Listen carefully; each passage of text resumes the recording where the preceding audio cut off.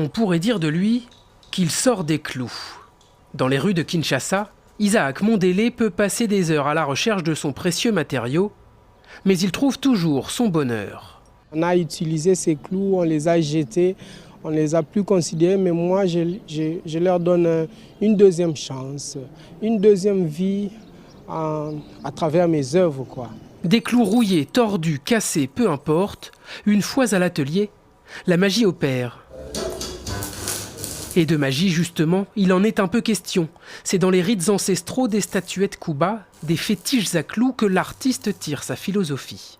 Ils enfonçaient des clous dans des statuettes pour lancer des sorts à des voleurs, lancer des sorts à des gens qui ont fait des trucs pas bien.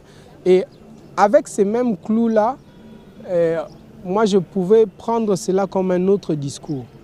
De simples bouts de ferraille aux yeux du commun des mortels, ces clous deviennent alors, pour ce diplômé des Beaux-Arts de Kinshasa, une source d'inspiration intarissable.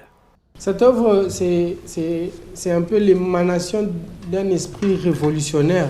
Vous voyez cet effet du vent sur la sculpture, c'est vent contraire à ce que lui, il veut, qu'il le ramène à l'arrière. Et puis lui, il s'élève, il dit non, ça doit s'arrêter. Des œuvres qui ont su séduire André Alain Atundou, figure politique du pays. À lui seul, il en a acheté 4.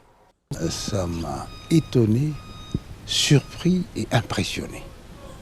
Que ces clous, tout venant, ce sont des clous quelconques, eh bien, on a fait une œuvre d'art appréciable. On sublime la vulgarité au niveau de l'esprit. Mais si quelques Congolais se sont déjà laissés séduire, Isaac Mondélé déplore que sa clientèle soit principalement constituée d'expatriés occidentaux.